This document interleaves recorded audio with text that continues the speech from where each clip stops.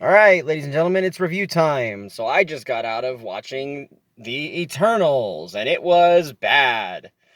Fucking garbage. Oh no, I swore right in the beginning. That just goes to show how much I didn't like this. This is gonna be a spoiler review. If you're watching this, you've already seen it, or you don't give a shit about Marvel movies. Um, yeah. I'm not gonna do a non-spoiler bit because I just got to get into this. And I can be loud for once because I just walked out of the theater and I'm not in my bedroom and I don't have to worry about waking up my roommates. So, um, I'll get the positives out of the way, the things I liked. Um, most of the performances were good. Uh, Gemma Chan was awesome. I love her. She was great.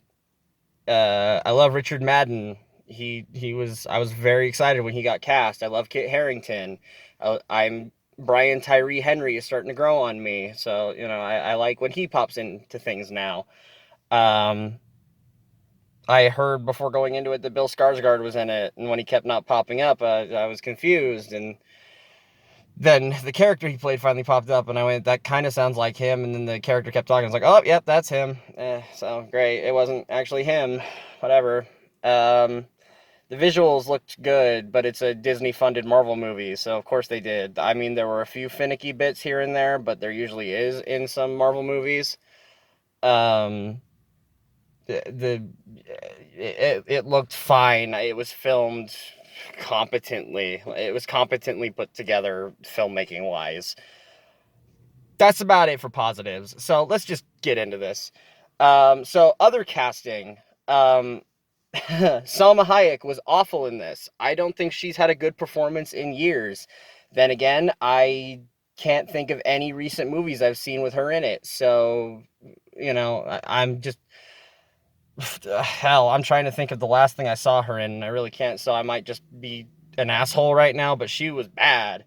I really, really, really don't like Angelina Jolie, and there's I think maybe one or two movies that I like her in, and I actually didn't hate her in this. When I saw that she got cast as Thena, I actually thought it was really good casting. And my best friend Travis doesn't like her either, and so we were both kind of talking about it. And every time it came up in conversation, I always told him, well, I don't like her either, but I think this is a good character for her to play. And yeah, she wasn't awful. She wasn't great. Um, I've definitely seen worse from her. I've definitely seen better from her. Um, she wasn't as bad as she is in the stupid, shitty Maleficent movies, so I'll give her that. I really don't think her problem was her. I think it was the movie and the fact that she had nothing to do. So anytime that her character had any sort of what would be considered an emotional bit, it was like, okay, she's kind of trying, but then I went, oh wait, I don't like her. So it's like I was really torn. I hate Kumail Nanjiani. I have not ever liked him in anything that I have seen him in. The only time I've enjoyed him was an episode of Conan that he did back when Conan was doing his Clueless Gamer bits, and they brought Kumail on to play Middle Earth: Shadow of War, and he was actually funny in that, and they brought him in because he voiced a character, an orc in the game, and I've actually run into that orc, and he's gives a pretty funny voice performance as that orc. It sucks that's the only praise I can give him. I hate him. I hated him in this. He was awful. He was the comedy relief, and he was not funny. I wanted him to shut the hell up the entire time. The fact that he wasn't in the big final battle at all made me so happy. Um, the little girl or teenager or whatever the hell that they got to play Sprite was the worst performance I have seen all year. And I saw LeBron James in fucking Space Jam 2. I didn't think it could get worse than that, but holy shit. The whole movie, like, she'd be trying to do, like, different inflections in her voice to be like, hey, I'm an actress, but the entire runtime of the movie, she made this was her face through the whole movie. And it like kind of changed to a smile sometimes or kind of changed to a frown sometimes. she was fucking awful, and I hate that she was in most of it. And I hate that they gave her so much to do. She was insufferable. She was annoying. I wanted her to die. And the fact that she didn't by the end really pissed me off. So, okay, I guess that's it for casting, because really that's, again, Gemma Chan was awesome. She carried this movie on her back, and this movie's awful, so she couldn't save it. Richard Madden had nothing to do. You got Robb Stark in your movie. I don't get it. And Kit Harington's not in it at all, which I saw coming because I knew who he was playing. Hey guys, I've been reading comic books since I was 2 years old. I know the character, so I knew he wasn't going to be in it. And you know, they shoehorned in his reasoning for being in the movie literally right before the credits rolled, and then he was the end credit stinger. And it's like, I mean, I saw that coming, but still, he didn't need to be in this movie, and so it was a real waste. I mean, great, because that means his character's here, and he's got hopefully a movie coming. I don't know if they've announced a movie for his character yet. I know I'm in spoilers, but I'm so frustrated right now. It's so obvious that I wasn't gonna like this movie because I haven't been hyped for it. For those of you who don't know, I got hit with major Marvel fatigue after Avengers Endgame came out, because that movie was such a satisfying conclusion to what we'd been building up to at that point, that anything after I just really wasn't excited for.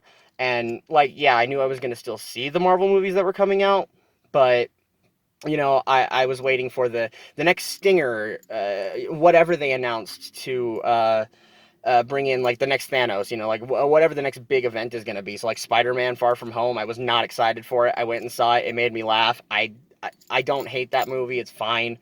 I was kind of excited for WandaVision, and I really liked WandaVision, but Falcon and Winter Soldier I wasn't excited for, and I watched it, and I'll never watch it again.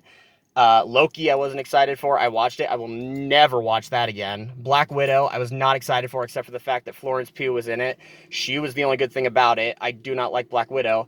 And Shang-Chi, I can't call him Shang-Chi anymore like I used to because I'm an idiot. He's one of my favorite characters, so I was hyped for that movie. And it was good. I liked it. But it's not a favorite of mine, and I think they did the character justice with what they were doing with him, but, you know, whatever. I'm getting on a tangent. I'm not even talking about Eternals anymore. That's how much I hate this movie. Um, but I've been Marvel fatigued, and the only Marvel thing that I've been hyped for recently is Spider-Man, the upcoming Spider-Man. And while I was in line waiting to get my ticket for Eternals, the new trailer for Spider-Man No Way Home dropped, and I watched the trailer while I was standing in line, and I immediately knew after watching the trailer that that was probably the only thing I was going to be thinking about for the next 3 hours. So with that segue, here we go. This movie's too fucking long. This movie did not need to be 2 hours and 40 some odd minutes long. I was into it at the beginning, and I was kind of enjoying myself, and I'm like, okay, so maybe I'll think this is like an all right Marvel movie. And then I was going along, and it started to lose me, and then it started to lose me, and then it lost me, and it hit a certain point. Again, I'm in spoilers, guys. I'm getting into it. It got to the part where Richard Madden, Icarus's character betrayal is revealed, and he kills Salma Hayek. I'm just going to say the actors' names because none of you are going to remember the characters' names. Sorry, John, I know you watch these, but you know I know who they are. um, but we got there, and I was like, okay, is this almost over? And I pulled my phone out, and I saw that the movie still had a fucking hour left. And I wanted to leave. I was like, I know No Time to Die is playing in another theater right now. I am so tempted to get up, walk out, and just go watch No Time to Die. I don't care where it's at in the movie. It's better than sitting here and sitting through this monstrosity any longer. The only character that I sympathized with at all was Kumail Nanjiani's valet guy. Like, he's the only person that got any sort of emotion out of me. The bit where him and Kumail are leaving before the big final battle, where he says goodbye to all the Eternals, like, I got teary-eyed because I realized, oh, I do care about this character. I don't know why I do, but I do. The rest of them I don't give a shit about. I really don't. I don't give a shit about any of the conflict in this movie. I don't give a shit about any of the characters in this movie. this movie was such a complete waste of time, money, talent, and fucking Chloe Zhao, or however the hell you say her name. I haven't seen Nomadland yet. I will get to it eventually, but you know, it's so obvious that she's fallen into the shtick of directors where they do the small independent film and then they get the big studio movie, like the guy that directed Jurassic World. I'm blanking on his name right now, but he did an independent movie, and then he got Jurassic World because his independent movie did well. It's happened everywhere, so now she's doing it, and this movie is put together in a way that it's like supposed to be this dramatic character study, but then it's like it forgets it's supposed to be a Marvel movie, so then it just throws in bullshit action sequences. All the action sequences are so boring in this movie. Like, I didn't think it could get any more boring than Captain Marvel, but holy shit, wow, what a surprise, it did. Uh, it just, it's literally dialogue, and then, whoa, big monster, let's all fight the big monster, and then big monster gone. Okay, dialogue, big monster. And another thing, so the beginning of this movie, like the first half, is jumping back and forth to when the Eternals first land on Earth and then jumping to the present day. And it's kind of like the way the book is framed, where you have the kids and then you have the adults, and it jumps back and forth. And I think it works well in that book. But with this, it didn't work, and it really made the pacing really weird, but the problem was every time you jumped to a new timeline, you got the title card of where you were, like what area you were in, and what time you were in. And it happened every single fucking time it changed a timeline. So you'd have ancient history them, and then it would jump back to present day, but then it would jump back to just a shot of them in present day. So you see their present day clothes, you see their present day looks, you know it's present day, and then after it shows them, it'll jump to an establishing shot of the area they're in, and then the title card will pop up. It was the most blatant way of Disney and Marvel saying, wow, our audience is a bunch of dumb baby shitheads, and we really don't know any of them to be intelligent. They're all so stupid. So we have to tell them where we are, because there's no way in hell they'll be able to keep up with where we are. Like when it was going back in the past, it was fine. You didn't need to tell me the year, because I really don't give a shit what year it is. It's ancient history. Wow. The only time is like, okay, fine. They moved to a different city. You know, it's one thing that was fine. So you got that. And oh my god, this movie was so bad. Um, I mean, what the hell else do I want to rant about? Again, none of the comedy hit. All the action was boring. The characters sucked. Um, this movie felt like Avengers: Infinity War in that, and not that it was great, but in that you have this huge ensemble cast, and you didn't get time to establish the characters well. Uh, it's like Infinity War had its own way of reintroducing all the characters that we've come to know and love at this point, and each scene kind of does reintroduce them in a way, and it works. I would totally see somebody just popping in Avengers Infinity War and watching it and being able to figure out who everyone is, their affiliation and stuff like that. You're obviously not going to have as much impact if you haven't seen all the movies at this point, but I totally see someone who has no knowledge of Marvel doing Infinity War and Endgame as a double feature and being able to keep up with what's going on to some degree. With this, it's like the first 2 hours of this movie is just, we're getting the band back together, the movie. And what I mean by that is the movie, the cliche of, we were a group and then we fell apart and we broke up or whatever, and now we're coming back for a big hurrah or whatever. And so a majority of the time is spent getting the characters back together and establishing that. But instead of it being the first act, it was the first and second act. And it was such a slow bore. Like, It Chapter 2 wasn't as boring as this, and that movie wasted so much time on nothing.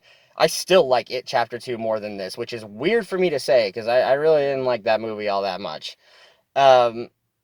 It wastes time, and it tries to establish the Celestials and Deviants and all that stuff, and there's just no point and no purpose to any of it whatsoever. Uh, because really, this movie, up until the final scene, just feels useless. This whole 2.5 hour long movie is just a setup for a sequel. That's really what it feels like. Like, it's just, okay, wow, Celestials. We took 2.5 hours to establish that. And then the final scene is Celestials are pissed. Get ready to fight them. Sequel. It's like, okay. It just, what a complete waste of time. I hate that this movie exists the way it does. And I'm not even really, like, I don't hate the Eternals comic book wise and stuff like that. Again, like, I liked the casting for some of the characters, and I was like, oh, neat, we're getting an Eternals movie. Okay, fine, whatever. I haven't turned down any concept for a new Marvel movie except for Captain Marvel because I don't like that character in the comics, but I was open for it. And I just, I would say it's the Marvel fatigue, but I was able to enjoy Shang-Chi and I liked WandaVision. So it's like, I can only blame the fatigue so much. This movie is just bad. And if you like it, fine. I'm happy for you. Like, I don't make these to try and change people's opinions, but for some reason, y'all care about what I have to say about movies. So this is just what I do. This movie was just so bad. It was a complete waste of time. And it makes sense why it took so long for me to see this. Every Marvel movie, to a degree, like when it first started with Iron Man Phase 1 and everything, I didn't see them opening nights and everything, because obviously, like, I loved comic books, but I wasn't who I am now. And I was excited when my grandpa took me to see Iron Man. I didn't see The Incredible Hulk when it came out in theaters because I didn't know it was tied into the MCU, and I didn't really care about the Hulk at that point, so I didn't want to see it. At that, I would have seen it eventually. I was a kid at that point still. And then Iron Man 2, my mom and I didn't see it until it went to our discount theater here in town, back when it was still open. And Captain America First Avenger, I went like opening week, and then Avengers I went opening week. But since then, I've seen every movie except for the first Guardians of the Galaxy opening night. And the only reason I didn't see Guardians of the Galaxy opening night was because things were going on in our lives, and my mom told me that I had to wait. It wasn't my choice. And I saw it, and I love it. But Eternals came out, and I was just like, I'm not in a hurry to see this. I really just don't care about any of this. And it sucks to say that I was right to not care. I'm gonna forget about this movie, and that sucks because even the Marvel, at least MCU movies that I hate, I don't forget. I despise Captain Marvel. That is, even with this movie and how much I hate it, I still hate Captain Marvel more, and I still remember that. I hate Black Panther, but I still remember that. And I mean, just call it what you want. I know people are trying to sell this as like politics and shit, like they do with every movie nowadays, or, people don't like diversity and shit like that. And it's like, that's the bullshit arguments I heard for Black Panther. And I was like, no, I didn't like Black Panther because Black Panther's a bad movie. You go back to 2016 when Captain America Civil War was coming out. The only thing I was talking about leading up to it was the giant battle at the airport and the fact that Black Panther was in it. He's one of my favorite superheroes. And it's like, there's always these politics around these movies now. You can't just dislike a movie because a movie's bad, and this movie is so bad. I know some of you have liked it because some of you have told me, or I've seen posts on Facebook after you've seen it, and you said it was good, and it's like, great, I was so happy for you. And I was like, well, shit, if they liked it, then that means I'm probably gonna like it. And I just fucking hate this movie. I will own it because it's part of the MCU lineup now, and I want to own all the MCU movies. And whenever I do marathon rewatches, because I do that anytime like a big movie comes out, like I did it when Infinity War came out, I did it when Endgame came out, like I do it a watch through of all the movies when a new big movie comes out. And I hate that I'm gonna have to do this one because the principle of the thing, I just won't let myself not watch it. But I'm gonna hate myself every time I've rewatched Captain Marvel. I want to kill myself. It just like, fuck this movie. Just fuck this movie. And if this is the direction that Marvel is going in, at least MCU-wise, then I'm so done. Like, thank God Spider-Man's coming out next month, because I would just give up at this point. Like, thank God there are some movies I'm looking forward to. Spider-Man, Doctor Strange, um, uh, the next Guardians of the Galaxy, even kind of Ant-Man and the Wasp, the next one, I'm kind of looking forward to, because I do enjoy those movies. They're not my favorites, but I do enjoy them. But everything about this movie's useless. Everything about this movie's bad. I can only think of the couple positives that I said, and it just... I can't believe this got made and everyone thought it was okay to release. Step up your game, Marvel. Step up your game, Kevin Feige, because fuck this shit. I'm so over it. I'm actually so disappointed. Like, I'm so disappointed. This is a complete waste of time. I'm repeating myself throughout this whole thing. This is gonna be one of the most useless reviews I've ever posted, but I fucking hate this movie. And the mid-credit scene, I Harry Styles, really? Everybody in the theater behind me, oh my god, it's Harry Styles. That's what they were saying. And I'm like, I mean, I don't mind that he's in the MCU, but really? He's playing this character? And again, John, I know you watch these, so I know you know who he's playing. I'm not going to say who it is, because I guess I won't spoil that. But really, that's who he's playing? That is not who I would cast as that character. And then the end credit scene was Kit Harington's character, like I said, so whatever. I don't know. For Gemma Chan alone, I guess see it, because she carries this whole movie on her fucking back. And the little girl that plays Sprite needs to stop acting, because she's the fucking worst. She is the fucking worst. I can't believe I saw a performance this year that was worse than LeBron James in Space Jam 2. I really can't. Anyway, this is definitely the most useless review I've posted so far. Fuck this movie. 2 out of 10. Thank you.